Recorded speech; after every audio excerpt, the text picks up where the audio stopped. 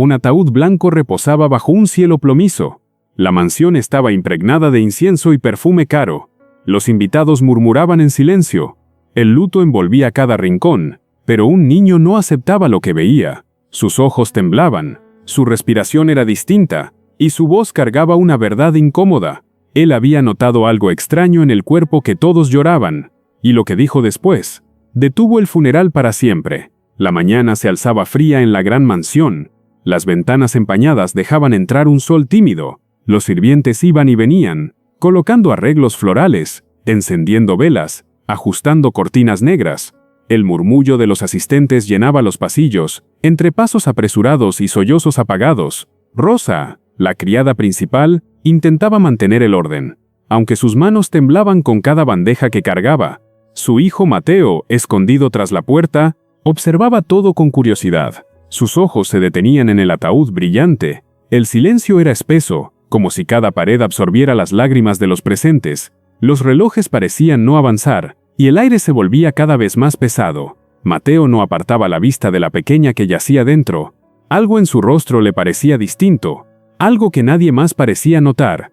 Días atrás, el ambiente en la mansión había sido completamente distinto. Los jardines estaban iluminados con luces doradas, y la música de un piano acompañaba la tarde.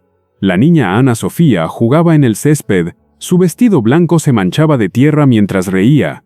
Mateo corría junto a ella, lanzando pequeñas piedras al estanque. Ambos compartían juegos inocentes, un secreto vínculo que nació lejos de los ojos de los adultos. Rosa, desde un rincón, miraba orgullosa aunque en silencio, cuidando que los invitados tuvieran copas llenas. La mansión resplandecía como un templo de poder, entre risas, perfumes y cristales.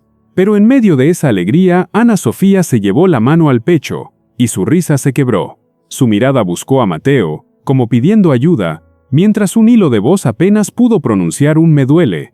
Ese instante sería el comienzo de la tragedia que todos lamentaban ahora. La tarde en que todo ocurrió, el cielo se había tornado rojo, como presagio de algo inevitable. Ana Sofía intentó mantenerse en pie, pero sus pasos eran inseguros sobre el mármol brillante. Su respiración se agitaba, y sus manos temblaban con una fragilidad que nadie esperaba. Los invitados apenas reaccionaron, algunos murmuraron, otros se apartaron con incomodidad. Fue Rosa quien dejó caer la bandeja y corrió hacia ella. El ruido del cristal roto heló a todos. Mateo, escondido tras la columna, observaba con el corazón acelerado. La niña cayó al suelo.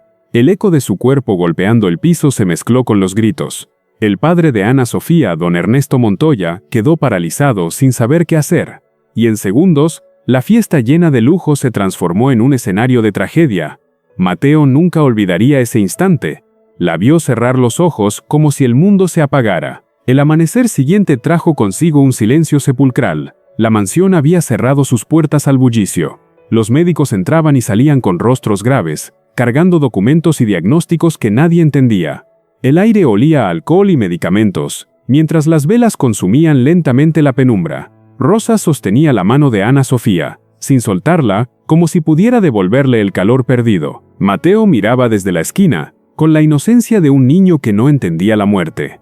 El padre, con traje arrugado y ojos hundidos, apenas podía sostenerse. Su orgullo parecía quebrado. Los susurros de los trabajadores hablaban de un colapso repentino, de una enfermedad oculta. El llanto de la madre llenaba los pasillos, un grito desgarrador que rompía cualquier silencio. La noticia se extendió como sombra, y la casa entera quedó sumida en un duelo que nadie estaba preparado para enfrentar. La capilla ardiente se llenó de coronas y velas. El aire estaba cargado de cera derretida y flores marchitas. El ataúd blanco reposaba al centro, rodeado de rezos murmurados y miradas enrojecidas. Los invitados llegaban con trajes oscuros, inclinando la cabeza con gestos solemnes. Rosa, vestida de negro, permanecía de pie en un rincón, conteniendo las lágrimas que querían escapar. Mateo, sentado en un banco de madera, observaba cada detalle. Sus ojos no parpadeaban. El sacerdote repetía oraciones. Su voz grave resonaba contra las paredes frías de la capilla. Los candelabros proyectaban sombras inquietantes, alargadas como brazos que pedían ayuda. Don Ernesto Montoya mantenía la compostura, aunque sus manos sudaban al sostener el rosario. La madre deshecha acariciaba la tapa del ataúd con desesperación. La mañana siguiente amaneció cubierta de neblina. Los jardines parecían fantasmas envueltos en blanco. Dentro de la mansión, el ataúd seguía en el gran salón, rodeado de flores que ya comenzaban a marchitarse. Mateo se acercó de nuevo. Sus pasos eran lentos, pero sus ojos firmes. Vio el rostro de Ana Sofía, y juraría que un leve temblor recorría sus labios. El murmullo de los rezos lo envolvía, pero para él el mundo quedó en silencio. Se inclinó un poco más, notando un leve vapor escapar de su boca, como un suspiro. Su piel no estaba fría del todo. Había un calor que parecía imposible de explicar. Mateo tragó saliva y corrió hacia su madre con lágrimas en los ojos. «Mamá, respira. Ana Sofía, respira», gritó con una fuerza que heló a todos los presentes. Y por primera vez el murmullo del funeral se transformó en un caos de miradas incrédulas. El sacerdote dejó caer su libro. El sonido seco retumbó como un trueno en la sala. Don Ernesto se levantó de golpe, con los ojos inyectados de ira y miedo. La madre, entre sollozos, se inclinó sobre el ataúd, buscando con desesperación lo que el niño decía. Rosa intentó contener a Mateo, pero sus palabras ya habían encendido la duda en todos. Los invitados se miraban entre sí. Algunos rezaban más fuerte, otros retrocedían confundidos. Un silencio pesado cubrió la sala, hasta que un suspiro débil salió de los labios de Ana Sofía. Fue breve, casi imperceptible, pero suficiente para que varios lo escucharan. La madre gritó el nombre de su hija, mientras el sacerdote murmuraba que aquello era imposible. Mateo, con los puños cerrados, repitió que ella no estaba muerta, y el funeral, en un instante, se convirtió en un torbellino de voces, miedo y esperanza. El reloj de pared marcó un eco profundo. Cada segundo parecía más lento que el anterior. La madre acarició la frente de Ana Sofía, y sus dedos temblaron al sentir un calor real. No era la frialdad de la muerte, era tibieza, como si la vida aún se aferrara a su piel. Los hombres de traje intentaron apartar a Mateo, pero don Ernesto levantó la mano, indeciso. Sus ojos duros vacilaron, atrapados entre la rabia y la duda que comenzaba a crecer. «Es imposible», murmuró uno de los médicos presentes. Su corazón se había detenido. Mateo lo miró desafiante, con lágrimas corriendo, pero con voz firme. «Yo la conozco, sé que está viva», repitió con una certeza que calaba como un grito. El silencio volvió a dominar el salón, solo roto por el crujido de las velas ardiendo, y en ese instante, un leve movimiento en el pecho de Ana Sofía se hizo visible. La madre gritó su nombre con todas sus fuerzas. Su llanto se mezclaba con un júbilo desesperado. Los invitados retrocedieron asustados. Algunos creían ver un milagro, otros pensaban en un engaño. El sacerdote, con la voz entrecortada, pidió calma, pero nadie podía ignorar lo evidente. Los labios de Ana Sofía se abrieron levemente, dejando escapar un suspiro quebrado. «Mateo», fue apenas un murmullo, pero lo suficiente para romper las últimas dudas. El niño corrió hacia ella, apretando su mano con una ternura feroz. «Te lo dije, nunca te fuiste», susurró mientras la multitud contenía la respiración. Rosa cayó de rodillas, sus manos alzadas en plegaria, agradeciendo a Dios.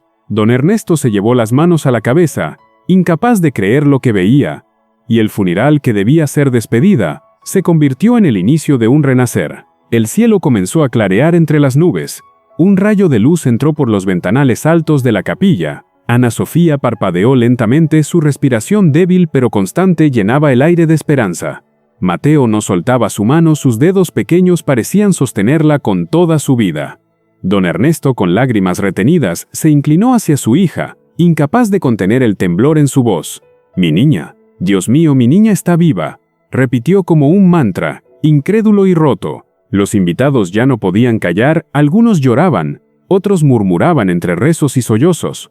Los médicos intentaban explicar, hablaban de un raro estado de animación suspendida, pero ninguna explicación importaba frente a la realidad palpitante de la niña que volvía. La madre la abrazó contra su pecho, su llanto resonaba como un eco interminable, y en medio de todo los ojos de Ana Sofía buscaron solo a Mateo. El viento de la tarde agitó las cortinas blancas, trayendo un aire fresco que disipaba el incienso. Ana Sofía, con voz frágil, susurró: «Sabía que vendrías, nunca me dejaste sola». Mateo inclinó la cabeza, sus lágrimas cayeron sobre la mano que aún sostenía. «Siempre te creí, siempre supe que estabas aquí», respondió con un hilo de voz. Don Ernesto miró al niño con otra luz, ya no como el hijo de la criada, sino como un salvador. Rosa, aún arrodillada, levantó la mirada, su corazón lleno de gratitud y orgullo. Los invitados se quedaron de pie, testigos de algo que jamás olvidarían. El sacerdote cerró su libro, incapaz de pronunciar un rezo frente a lo inexplicable. La madre besó la frente de su hija mientras abrazaba también a Mateo, y ese abrazo lo cambió todo, porque en él ya no había distancias ni diferencias. La vida había estado a un respiro de perderse, pero fue la voz inocente de un niño la que desafió a todos. Ni la riqueza, ni los médicos, ni el poder pudieron ver lo que su corazón sí supo reconocer. Ese día, la familia Montoya comprendió que los milagros no siempre llegan envueltos en oro. A veces llegan de la mano de quienes menos esperamos, con la fuerza de la verdad más pura. El funeral se convirtió en una celebración de vida y en un recordatorio de fe y valentía. Mateo dejó de ser solo el hijo de la criada para convertirse en el niño que salvó lo imposible. La amistad verdadera se alzó sobre los prejuicios, derribando barreras que parecían eternas, y así, en medio del dolor y la esperanza, nació una verdad inolvidable. Nunca ignores la voz del corazón.